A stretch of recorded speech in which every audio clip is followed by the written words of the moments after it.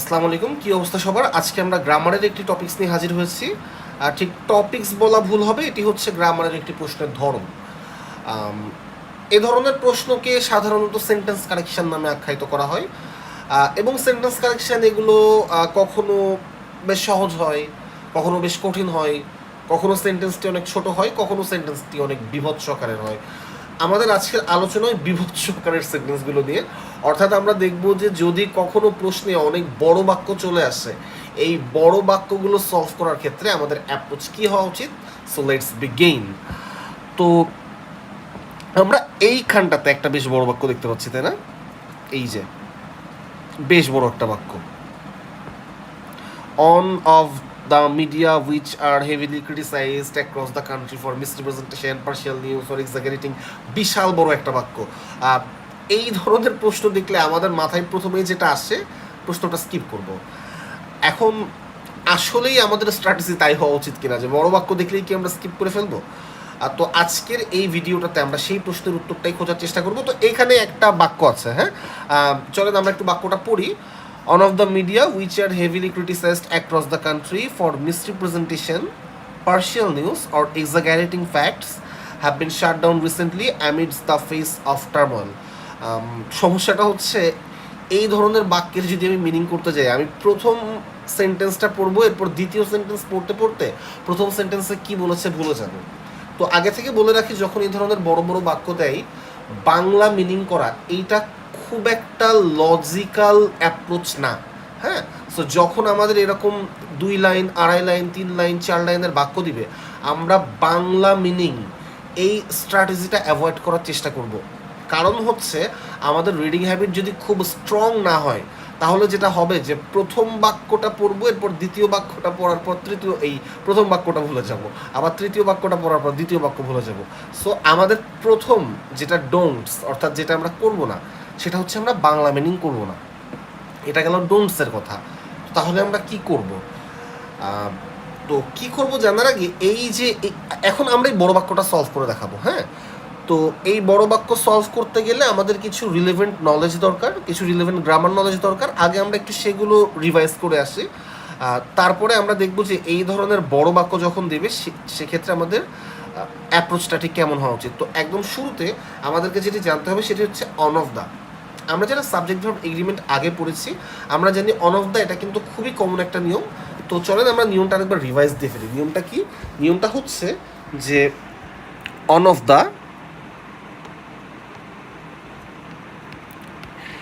এর পরের যেই নাউন বা প্রোনাউনটি বসে, অন অফ দ্যার পরে যে নাউন বা প্রোনাউনটি বসে, সেই নাউন বা প্রোনাউনটি প্লুরাল হয়, কিন্তু এরপরে যেই ভার্বটি বসে, ভার্বটি সিঙ্গুলার হয়। খুবই অদ্ভুত একটা ব্যাপার, তাই না? আমরা বলছি গ্রামাটিক্যাল আইটেমটার নাম হচ্ছে সাবজেক্ট ভার্ব এগ্রিমেন্ট, অর্থাৎ সাবজেক্টের সাথে ভার্বের এগ্রিমেন্ট হবে। Subject singular, verb singular, subject plural, verb plural. অথচ আমরা এখানে দেখছি যে এখানে নাউন প্লুরাল হয়েছে, অথচ ভার্ব সিঙ্গুলার হয়েছে। তো তাহলে কি সাবজেক্ট ভার্বের এগ্রিমেন্ট হলো? যদি আমরা নিয়ম এভাবে পড়ি যে নাউন প্লুরাল, ভার্ব সিঙ্গুলার, আপাত দৃষ্টিতে দেখে মনে হবে না এখানে সাবজেক্ট ভার্বের কোনো এগ্রিমেন্ট হয়নি, কিন্তু আসলে এখানে সাবজেক্ট ভার্বের এগ্রিমেন্ট খুব ভালোভাবেই মেনটেন করা হয়েছে। আমরা একটু দেখি, একটা বাক্য লিখি। আমি বললাম অন অফ দ্য স্টুডেন্টস, যেহেতু আমরা জানি অন অফ দ্যার পরের নাউনটি প্লুরাল হবে, so on of the students এরপরে কি ইজ নাকি আর? আমরা জানি পরের ভার্বটা সিঙ্গুলার, ইজ প্রেজেন্ট। তো এটা তো একটা গ্রামাটিক্যালি কারেক্ট বাক্য। এখন প্রশ্নটা হচ্ছে যে স্টুডেন্টসের পরে ইজ কেন হলো?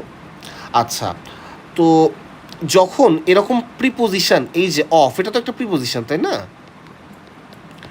যখন এরকম প্রিপোজিশন দিয়ে 2 বা ততোধিক নাউন বা প্রোনাউন যুক্ত করা হয়, এই যে এই বাক্যটাতে দেখুন যে প্রিপোজিশনের পরে একটি নাউন আছে দি স্টুডেন্টস, তার আগে একটি প্রোনাউন আছে ওয়ান। তো এইভাবে প্রিপোজিশন যখন 2 বা ততোধিক নাউন এবং প্রোনাউন যুক্ত করে, তখন প্রথম নাউন বা প্রোনাউনটি সাবজেক্টের কাজ করে। অর্থাৎ এই যে one of the students is present, এখানে আসলে সাবজেক্টের কাজটা কে করছে? এখানে কি দি স্টুডেন্টস সাবজেক্টের কাজ করছে নাকি ওয়ান সাবজেক্টের কাজ করছে? উত্তরটা হচ্ছে এখানে সাবজেক্টের কাজ করছে এই ওয়ান। এখানে এই ওয়ান হচ্ছে আমার সাবজেক্ট। তো ওয়ান মানে তো একজন, একজন মানে সিঙ্গুলার। তো তার মানে কি দাঁড়ালো যে singular subject singular verb, plural subject plural verb. যেহেতু আমাদের সাবজেক্ট সিঙ্গুলার, এই কারণে আমাদের ভার্বটি হয়েছে সিঙ্গুলার। তো আপাত দৃষ্টিতে দেখে মনে হয় যে নাউন প্লুরাল হচ্ছে কিন্তু ভার্ব সিঙ্গুলার হচ্ছে। নাউন প্লুরাল হলেও ভার্ব সিঙ্গুলার হওয়ার কারণ কিন্তু এটা, যে যদিও নাউন সিঙ্গুলার কিন্তু যদিও নাউন প্লুরাল, কিন্তু আসলেই নাউনটা তো আমাদের সাবজেক্ট না, আমাদের সাবজেক্টটা একদম শুরুতে আছে ওয়ান, তাই না? তো আমরা এই নিয়মটা তো তাহলে বুঝলাম যে অন অফ দের পরে যে নাউন বা প্রোনাউনটি বসবে এটি প্লুরাল হবে, এবং তারপরে যে ভার্বটি বসবে সেটা সিঙ্গুলার হবে, এবং এই ক্ষেত্রে সাবজেক্টের কাজ কে করবে? সাবজেক্টের কাজ করবে ওয়ান। আচ্ছা, সো আমরা আরেকটি নিয়মে চলে যাব, সেটি হচ্ছে রিলেটিভ প্রোনাউন। তো প্রথমত আসি, রিলেটিভ প্রোনাউন কি? আমরা WH ওয়ার্ড চিনি না? WH ওয়ার্ড কোনগুলো? যেমন হোয়াট, হ্যাঁ, যেমন উইচ, হু। তো এগুলোকে আমরা বলছি হচ্ছে WH ওয়ার্ড। এই WH ওয়ার্ডগুলো যখন দুই বা ততোধিক ক্লজকে যুক্ত করার কাজে ব্যবহৃত হয়, তখন এরা রিলেটিভ প্রোনাউনের কাজ করে। একটা উদাহরণ দেখি। আমি বললাম যে আই নো দ্য ম্যান, তো এটা একটা ক্লজ।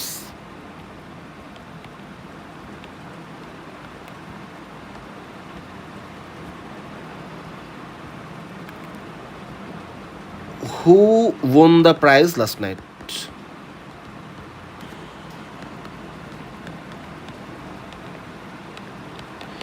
তাহলে এইখানে এই যে আই নো দ্য ম্যান একটা ক্লজ এবং won the prize last night এটা আর একটা ক্লজ, এই দুটো ক্লজকে যুক্ত করলো কে? হু। এই যে আমরা এই জন্য এই হুটাকে বলছি রিলেটিভ প্রোনাউন। তো রিলেটিভ প্রোনাউন তো বুঝলাম। তো রিলেটিভ প্রোনাউন সোজা বাক্যে WH ওয়ার্ড বাক্যের মাঝখানে বসবে, এবং বাক্যের এই যে মাঝখানে বসে এটি এর আগের ক্লজ এবং এর পরের ক্লজকে যুক্ত করবে। এটা হচ্ছে রিলেটিভ প্রোনাউনের কাজ। হ্যাঁ, রিলেটিভ প্রোনাউন রিলেটিভ ক্লজ মার্কারের কাজ করে। এখন রিলেটিভ প্রোনাউনের সাথে সাবজেক্ট ভার্ব এগ্রিমেন্টের খুবই গুরুত্বপূর্ণ একটি নিয়ম রয়েছে। কীরকম? আমি একটি বাক্য লিখি, আমি বললাম this is I who am oblique is oblique R responsible. প্রশ্নটা হচ্ছে এখানে কি এম বসবে নাকি ইজ বসবে নাকি আর বসবে? আচ্ছা, তো আমরা তো বুঝতে পারছি এটা রিলেটিভ প্রোনাউন। হু হচ্ছে এখানে রিলেটিভ প্রোনাউন। তো রিলেটিভ প্রোনাউনের আগে যে নাউন বা প্রোনাউনটি থাকে, এই যে প্রথম বাক্যটাতে যদি দেখি I know the man who won, who এর আগে কে ছিল? ম্যান ছিল।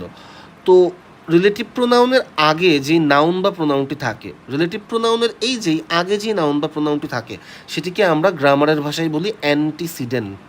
কি বলি? অ্যান্টিসিডেন্ট। তাহলে প্রথম বাক্যটাতে I know the man who, who এর আগে ম্যান আছে, ম্যান হচ্ছে অ্যান্টিসিডেন্ট, এবং দ্বিতীয় বাক্যটাতে this is I who, who এর আগে আই আছে, এই প্রোনাউনটা হচ্ছে অ্যান্টিসিডেন্ট। তো অ্যান্টিসিডেন্টের কথাটা কেন বললাম? এই যে রিলেটিভ প্রোনাউনের পরে আমরা যে ভার্বটা দেখছি, রিলেটিভ প্রোনাউনের পরে আমরা যে ভার্বটা বসাচ্ছি, এই ভার্বটা কেমন হবে সেটি নির্ভর করবে অ্যান্টিসিডেন্টের উপরে। তো আই আছে, তাহলে আই অনুযায়ী কি এম হবে, ইজ হবে নাকি আর হবে? উত্তরটা হচ্ছে এম হবে। তাহলে এম আমি কেন বসালাম? কারণ অ্যান্টিসিডেন্ট আই। আমি যদি এখন বলি যে this is you who dash responsible, option same রাখি। আচ্ছা, তাহলে অ্যান্টিসিডেন্ট কে? এই যে হু রিলেটিভ প্রোনাউন, রিলেটিভ প্রোনাউনের আগে অ্যান্টিসিডেন্ট থাকে, তাহলে ইউ হচ্ছে অ্যান্টিসিডেন্ট, এবং আমি জানি অ্যান্টিসিডেন্ট অনুযায়ী এই পরের ভার্বটা বসবে। তাহলে ইউ অনুযায়ী কি হওয়ার কথা? এম, ইজ নাকি আর? উত্তর আর। তাহলে আমরা তো রিলেটিভ প্রোনাউনের নিয়মটাও জানলাম। এখন এই যে আমরা আগে একটি নিয়ম পড়লাম অন অফ দিন নিয়ম, এবং পরে একটি নিয়ম পড়লাম রিলেটিভ প্রোনাউনের নিয়ম, আমরা দেখব এই যে রিলেটিভ প্রোনাউন দিয়ে কিভাবে একটা বাক্যকে জটিল করে ফেলা যায়। কিভাবে? আমি একটা বাক্য লিখি, অন অফ দ্য স্টুডেন্টস। আচ্ছা, আমি আরেকটু কমপ্লিকেটেড করি। আমি বললাম অন অফ দ্য, এখানে বললাম স্টুডেন্ট অবলিক স্টুডেন্টস,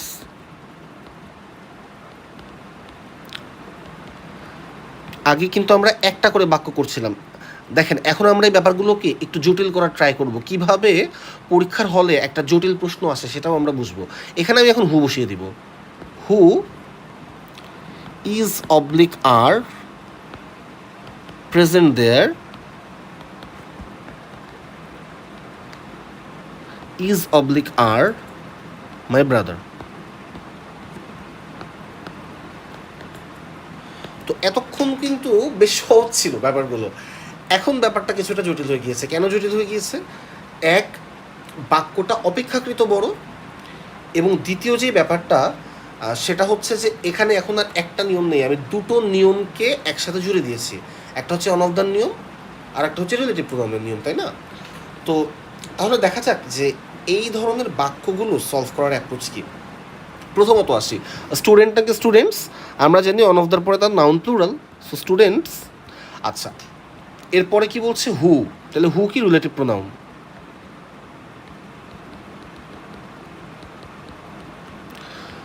রিলেটিভ প্রোনাউনের আগে যে স্টুডেন্টস আমরা দেখতে পাচ্ছি সেটা হচ্ছে অ্যান্টিসিডেন্ট, তাই না? তো আমরা তো জানি অ্যান্টিসিডেন্ট অনুযায়ী এই রিলেটিভ প্রোনাউনের পরের ভার্বটা বসবে। তো হু এর আগে স্টুডেন্টস আছে, তাহলে স্টুডেন্টস অনুযায়ী এইখানটাতে ভার্বটা বসবে। তাহলে ইজ নাকি আর?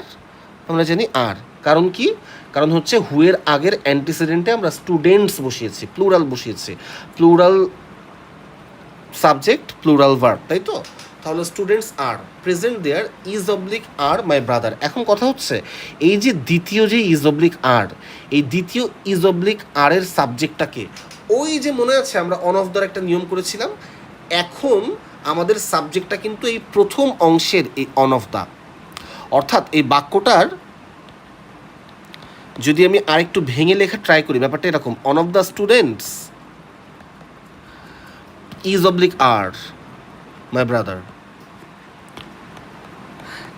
তো এই বাক্যটাকে জটিল করার জন্য আমি মাঝখানে এই হুয়ের অংশটা এনেছি। এটা ছিল মেন বাক্য, one of the students is oblique are my brother. তাহলে কি হতো এখানে? One of the students is নাকি আর? আমরা জানি যে অন অফ দির পরে নাউন প্লুরাল, ভার্ব সিঙ্গুলার, তাহলে অ্যান্সার হতো ইজ। তাহলে আমরা বুঝতে পারছি যে এই যে প্রথম যেই বড় বাক্যটা লিখেছি, one of the students who are present there is my brother, আমরা যদি একটু সিম্পলিফাই করার চেষ্টা করি, আমরা বুঝতে পারি যে এই যে অন অফ দ্য, এটির সাথে যখন আমরা হু যোগ করছি, তখন হুয়ের পরের যেই ভার্ব, হুয়ের পরের যেই ভার্ব সেটি কিসের উপর নির্ভর করছে? হুয়ের আগে যে নাউনটি থাকছে তার উপর নির্ভর করছে। এবং এর পরে যে ভার্বটি আমরা আবার বসাচ্ছি, সেটি কি অনুযায়ী চেঞ্জ হচ্ছে? সেটি ওয়ান অনুযায়ী চেঞ্জ হচ্ছে, তাই না? তাহলে আমরা দেখলাম যে বাক্য কিভাবে জটিল করা হয়। দেখেন, খুব সিম্পল একটা বাক্য ছিল না? এই যে one of the students is oblique are my brother, আমি বলছিলাম ইজ মাই ব্রাদার, আমি এটাকে কিভাবে জটিল করে ফেললাম? আমি ওই যে one of the students are my brother এর মাঝখানে একটা রিলেটিভ প্রোনাউন আনলাম, রিলেটিভ প্রোনাউন এনে আমি আর একটা ক্লজ যুক্ত করে দিলাম। তখন যেটা হলো যে ওই সহজ বাক্যটা জটিল হয়ে গেল। আমরা যদি একদম শুরুর বাক্যটাতে ফিরে যাই, দেখেন তো মিল খুঁজে পান কোথাও? এই যে অন অফ দ্য দিয়ে শুরু হচ্ছে, এরপরে যে which which which which which, তাই না? এই যে রিলেটিভ প্রোনাউন দিয়ে আমরা জুড়ে দিয়েছি, এভাবে আমরা বাক্যটাকে জটিল বানিয়ে ফেলেছি। তাহলে বাক্যটা কীভাবে জটিল হয়েছে এটা তো বুঝলাম। এখন আমি আপনাদের আরও একটি ইন্টারেস্টিং ব্যাপার বলে, দেখেন এই 5টা অপশনেই আমি কিছু জায়গা বোল্ড করে আন্ডারলাইন করে দিয়েছি, তাই না? মজার ব্যাপার দেখেন যে এই যে মিডিয়া আর এবং হ্যাভ বিন, তার পরের অপশনেতে আসি, মিডিয়া আর হ্যাজ শার্ট, তার আগের বাক্যে ছিল হ্যাভ বিন শার্ট। সি নাম্বারে আসি, মিডিয়ার জায়গায় বলছে মিডিয়াস, এবং এখানে বলছে হ্যাজ বিন শার্ট। ডি নাম্বারে বলছে শুধু মিডিয়া, এরপরে ইজ, এরপরে হ্যাজ বিন শার্ট। আমি আসলে কি বোঝাতে চাচ্ছি, অনেক বড় একটা বাক্য, কিন্তু এই বাক্যের সবগুলো জায়গাতে কিন্তু চেঞ্জ নেই, তাই না? দেখুন প্রতিটা বাক্যেই কিছু জায়গা একদম সেম। এই যে প্রত্যেকটা বাক্যে অন অফ দিয়ে শুরু হচ্ছে, প্রত্যেকটা বাক্যে এই যে উইচ আর বা উইচ ইজ, এরপরেই heavily criticised across the country for misrepresentation, partial news or exaggerating facts, এই প্রতিটা বাক্যেই এই অংশটা সেম। তার মানে যেই অংশ সেম সেই অংশ নিয়ে আমরা কখনো ভাবতে যাব না, আমরা ধরে নেব এই সেম অংশগুলো নেই। এইটা আমাদের আজকের এই পুরো ভিডিওর সবচেয়ে বড় লার্নিং, যে একটা বাক্যের আমরা সেই জায়গাগুলোতেই চেক করব যেই জায়গাগুলোই চেঞ্জ আছে। আরও সোজা বাংলায় যেই শব্দগুলো একটা অপশন থেকে আর একটা অপশনকে আলাদা করেছে, কীরকম? এ নাম্বারে যদি দেখি, এ নাম্বারে বলছে হ্যাভ বিন শার্ট, বি নাম্বারে বলছে হ্যাজ শার্ট। তাহলে আমরা দেখছি যে এই দুটো শব্দ এ থেকে বি অপশনকে আলাদা করেছে। আমরা সিতে যাই, বিতে বলছে মিডিয়া, সিতে বলছে মিডিয়াস। আমরা দেখলাম এই মিডিয়া শব্দটা বি থেকে সিকে আলাদা করেছে। ডি নাম্বারে যাই, হুইচ ইজ, সি নাম্বারে বলছিল হুইচ আর। আমরা দেখতে পাচ্ছি যে এই ইজ এবং আর সি এবং ডিকে আলাদা করেছে। আমরা ই নাম্বারে যাই, ই নাম্বারে বলছে হুইচ আর, ডি নাম্বারে বলছে হুইচ ইজ। আমরা দেখতে পাচ্ছি যে এই আর এবং ইজ ই এবং ডিকে আলাদা করেছে। তাহলে যেই শব্দগুলো একটা অপশন থেকে আরেকটা অপশনকে আলাদা করছে, আমরা শুধুমাত্র সেই অপশনগুলো চেক করব এবং বাক্যের ওই যে বিশাল বড় একটা অংশ, যে অংশটা সেম, এই যে হেভিলি ক্রিটিসাইজ থেকে শুরু করে এক্সাগারেটিং ফ্যাক্টস পর্যন্ত, এই পুরো অংশটা আমরা ধরে নিব নেই, আমরা ধরে নিব যে এই পুরো অংশটা নাই, আমরা কেটে দিব, মনে মনে কেটে দিব। সো এইগুলো যদি কেটে দিই, আমরা দেখব যে এই বাক্যটা আবার ছোট হয়ে গিয়েছে। হ্যাঁ, আমরা ধরে নিব নাই। তাহলে কি বললাম? যে বাক্যের যেই অংশগুলো সেম, প্রতিটা অপশনের যেই অংশগুলো সেম জায়গাতে তো কখনো ভুল থাকবে না, কারণ 5টা অপশনেই তো ওই সেম অংশটুকুই রয়েছে, তাই না? তাহলে সেম জায়গাটুকু আমরা ধরে নিব নেই, আমরা ধরে নিই এই জায়গাটুকু নেই। এখন দেখেন বাক্যটা ছোট, এখন বাক্যটা ছোট, অন অফ দ্য। এরপরে কি বলছে? আমরা প্রথমে পাচ্ছি মিডিয়া এবং মিডিয়াস। তো প্রথমত আসি মিডিয়া নাকি মিডিয়াস। এটি খুবই কমন একটি ট্র্যাপ। জেনে রাখেন, মিডিয়া নিজেই হচ্ছে একটা প্লুরাল ফর্ম এবং মিডিয়াস এটি গ্রামাটিক্যালি কারেক্ট কোনো শব্দ না। এই যে মিডিয়া, এই শব্দটি আসছে মিডিয়াম থেকে। হ্যাঁ, মিডিয়াম, এটির প্লুরাল ফর্ম হচ্ছে মিডিয়া। কেমন? তাহলে এই যে যেই অপশনে মিডিয়াস আছে সেটি ভুল।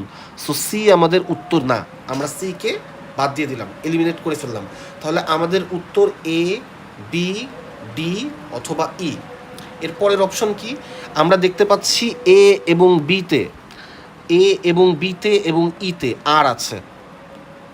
তাহলে এ এবং বি এবং ই নাম্বার অপশনে আছে আর, এবং সি এবং ডি নাম্বার অপশনে আছে ইজ। তাহলে আমাদের পরের প্রশ্ন হচ্ছে আর ভার্সেস ইজ, আর হবে নাকি ইজ হবে? আচ্ছা, তো আমরা দেখতে পাচ্ছি হুইচ আছে। হুইচ কি? Relative pronoun. একটু আগেই আমরা দেখলাম রিলেটিভ প্রোনাউনের আগে কে থাকে? রিলেটিভ প্রোনাউনের আগে থাকে হচ্ছে অ্যান্টিসিডেন্ট। এবং আমরা জানি যে যখন রিলেটিভ প্রোনাউন থাকে, এই রিলেটিভ প্রোনাউনের পরের ভার্বটি অ্যান্টিসিডেন্ট অনুযায়ী চেঞ্জ হয়। তাহলে অ্যান্টিসিডেন্ট তো মিডিয়া, মিডিয়া সিঙ্গুলার নাকি প্লুরাল? আমরা দেখলাম মিডিয়া প্লুরাল। তাহলে মিডিয়া যদি প্লুরাল হয় তাহলে ইজ হবে নাকি আর হবে? আমরা বুঝতে পারছি যেহেতু plural subject, plural verb, singular subject, singular verb, তাহলে মিডিয়া যেহেতু প্লুরাল আর হবে। তাহলে যেই অপশনে ইজ আছে সেটি ভুল, তাহলে ইজ আমাদের অ্যান্সার না। সো আমরা ডি অপশনটাও এলিমিনেট করে দিতে পারি। তাহলে আমাদের অ্যান্সার হবে এ অথবা বি অথবা ই। এখন প্রশ্ন হচ্ছে এ নাকি বি নাকি ই। তাহলে এখন দেখা যাক এ, বি আর ই কোন শব্দ বা কোন শব্দগুলো এ, বি এবং ইকে আলাদা করেছে। আমরা একটা শব্দই পাচ্ছি, কি কি? আমরা দেখছি এতে কি আছে? এতে আছে হ্যাভ বিন শাট। আচ্ছা, বিতে কি আছে? হ্যাজ শাট। এবং ইতে কি আছে? হ্যাজ বিন শাট। তো আগে দেখি হ্যাভ নাকি হ্যাজ, বিনের হিসাব তো এর পরে আসবে। আগে দেখি হ্যাভ নাকি হ্যাজ। তো আমরা কি বলেছিলাম, এই যে দ্বিতীয় যে ভার্ব, এটি কি অনুযায়ী চেঞ্জ হচ্ছিল? ওই যে একদম শুরুতে যে ওয়ান আছে, ওয়ান অনুযায়ী, মনে আছে? আমরা যদি একটু আগের স্লাইডটাতে যাই, এই যে one of the students who are present is my brother, এখানে ইজ দিয়েছিলাম কারণ কি?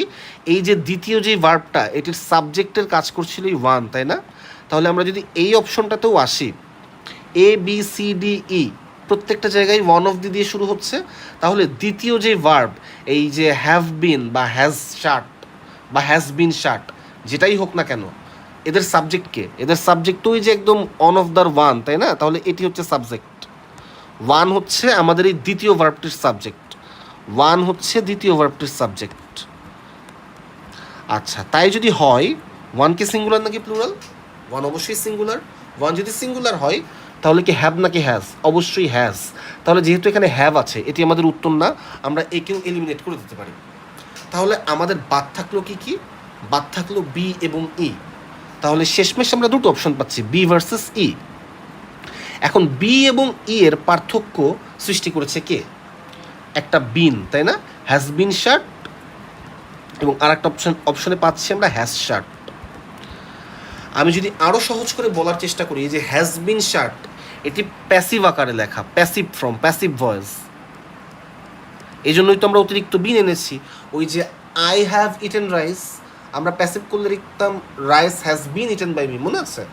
তো যেহেতু হ্যাজের পরে বিন আছে এবং তারপরে আমরা একটা V3 পাচ্ছি, আমরা বুঝতে পারছি যে আমাদের যে ই নাম্বার অপশন এখানে আমরা প্যাসিভ করেছি, এবং আমাদের যে বি নাম্বার অপশন এখানে হ্যাজের পরে ডাইরেক্ট V3 করা, তো এটি আছে অ্যাক্টিভ ভয়েসে। এখন প্রশ্নটা হচ্ছে অ্যাক্টিভ ভয়েস হবে নাকি প্যাসিভ ভয়েস হবে? তো আমাকে একটু লজিক্যালি ভাবেন তো, যে একটা মিডিয়া, একটা মাধ্যম, ও কি নিজে নিজে বন্ধ হতে পারে? হ্যাঁ, একটা টিভি চ্যানেল, ফেসবুক, এগুলো কি কখনো নিজে নিজে বন্ধ হতে পারবে? নিজে নিজে তো বন্ধ হতে পারবে না, কাউকে বন্ধ করতে হবে। এটি হতে পারে কোনো মানুষ, এটি হতে পারে কোনো কন্ট্রোলার, এটি হতে পারে কোনো কর্তৃপক্ষ, কাউকে তো বন্ধ করতে হবে। তো সাবজেক্ট যদি নিজে কাজ করতে না পারে তাহলে কি অ্যাক্টিভ ভয়েস হয় নাকি প্যাসিভ ভয়েস হয়? অবশ্যই প্যাসিভ ভয়েস হয়। যেহেতু প্যাসিভ ভয়েস হয় সেহেতু অ্যাক্টিভ ভয়েসের অ্যান্সারটি ভুল অ্যান্সার, এবং যেহেতু বি নাম্বার অপশন অ্যাক্টিভ ভয়েসে আছে হ্যাজ শার্ট, সেহেতু বিও আমাদের উত্তর না, আমাদের উত্তরটি হচ্ছে ই। তো এটা হচ্ছে আমাদের বড় বাক্য সলভ করার প্রক্রিয়া। আমরা একটা একটা করে ধাপ মেনটেন করে সলভ করব, আমরা একটা একটা করে ভুল অপশন বাদ দেব, এবং এভাবে আমাদের কারেক্ট অ্যান্সারটি বের হয়ে আসবে। আমি আবারও বলছি, বড় বাক্য সলভের ক্ষেত্রে আমাদের সবচেয়ে বড় লার্নিং হচ্ছে ওই যে 5টা অপশনের যে অংশটুকু এক, সেই অংশটুকু কেটে দেওয়া। আমরা যদি এখন একটু আরেকটি বাক্য লক্ষ্য করি, তো এই বাক্যটি সরাসরি আইবির বিবির পরীক্ষাতে এসছে। বাক্যটি কি বলছে? Spring brings with it science of renewal that make themselves known in 1000 ways. আচ্ছা, এটিও বেশ বড় একটি বাক্য। তো আমরা দেখব যে আমরা একটু আগে যে নিয়মটি শিখলাম সেই নিয়মটি ওয়ার্ক করে কিনা। এই বাক্য সলভ করার আগে আমরা কিছু ব্যাকগ্রাউন্ড নলেজ নিয়ে আসি। তো এখানে আমাদের দুটো জিনিস জানতে হবে, একটা হচ্ছে কাউন্টেবল নাউন। কাউন্টেবল নাউন নিয়ে আমি খুব বেশি বিস্তারিত আলোচনায় যাব না। আমরা জানি যে মডার্ন দৃষ্টিকোণ থেকে নাউনকে দুটো ভাগে ভাগ করা যায়। একটাকে বলা হয় হচ্ছে কাউন্টেবল নাউন, এবং একটাকে বলা হয় non countable noun. So countable noun যদি সহজ ভাষায় বলতে হয়, কাউন্টেবল নাউন এটাকে গোনা যায় বা গুণে শেষ করা যায়, নন কাউন্টেবল নাউনকে পরিমাপ করা যায়। তো কাউন্টেবল নাউনের ক্ষেত্রে এই যে গোনা যায়, যেমন আমি যদি এখন বলি যে বুক, এটিকে গোনা যায়। আমি যদি এখন বলি ডগ, গোনা যায়। আমি যদি বলি বয়, গোনা যায়। ঠিক একইভাবে এর আগে আমরা যখন প্র্যাকটিস প্রবলেমটা করতে যাব সেখানে আমরা একটা অপশন দেখব, সাইন, একটা শব্দ দেখব, চিহ্ন। তো আমরা, এটা হচ্ছে সিম্বল, এই সাইন মানে হচ্ছে সিম্বল। তো কারোর ভেতর কোনো কিছুর একটা সিম্বল দেখা যেতে পারে, আবার অনেকগুলো সিম্বল দেখা যেতে পারে, তাই না? যে জ্বর, সাপোজ কারোর জ্বর এসেছে, তো তার ঠান্ডা লেগেছে, এটা হতে পারে একটা সিম্বল। তার মাথা ধরেছে, এটা হতে পারে একটা সিম্বল। তার পুরো বডিতে পেইন উঠছে, এটা হতে পারে একটা সিম্বল। তাহলে সিম্বল যদি একটা হয় তাহলে একটা সিম্বল, সিম্বল যদি অনেকগুলো হয় তাহলে মেনি সিম্বল, তাই না? তো এই যে সাইনকেও কিন্তু আমরা এইভাবে গুনতে পারি। তো এই সাইনও কিন্তু একটি কাউন্টেবল নাউন। এটি হচ্ছে আমার এত ব্যাখ্যা দেওয়ার উদ্দেশ্য যে সাইন নিজেও একটা কাউন্টেবল নাউন। কাউন্টেবল নাউনের একটা অনেক বড় বৈশিষ্ট্য আছে, সেটি হচ্ছে কাউন্টেবল নাউন হয় এর আগে কোনো ডিটারমিনার বসাতে হয়, যেমন এ সাইন, হ্যাঁ, বা দি সাইন, অথবা এটাকে প্লুরাল করতে হয়, সাইন্স। এবং এটা একা একা বসতে পারে না। আমি যদি শুধু সাইন বলি তাহলে এটা ভুল। আমি যদি বলি শুধু বুক, এটা ভুল। কি বলতে হবে? হয় আমাকে বলতে হবে এ বুক, অথবা আমাকে বলতে হবে দি বুক, অথবা বলতে হবে ওয়ান বুক, অথবা বলতে হবে মেনি বুকস, অথবা শুধু বুকস। কিন্তু শুধু বুক একা একা বসতে পারবে না, কারণ কি কাউন্টেবল নাউন একা একা বসতে পারে না। এর আগে হয় কোনো ডিটারমিনার থাকতে হয়, এ, অ্যান, দি, মেনি, ফিউ, হ্যাঁ, অথবা এটাকে প্লুরাল করতে হয়। কাউন্টেবল নাউন কখনো একা একা বসতে পারে না, এক। তো কাউন্টেবল নাউনের জাস্ট এতটুকু আমাদের এখন জানলেই হবে। দ্বিতীয়ত রিফ্লেক্সিভ প্রোনাউন। রিফ্লেক্সিভ প্রোনাউন কী জিনিস? সেটা হচ্ছে সাবজেক্ট নিজেই যখন অবজেক্টের কাজ করে। কীরকম? আমি বললাম আই কুক মাই সেলফ, আমি নিজেই রান্নাম, যে সাবজেক্ট সেই অবজেক্ট। তাহলে রহিম কিলস হিমসেলফ, রহিম তাকে মেরে ফেললো।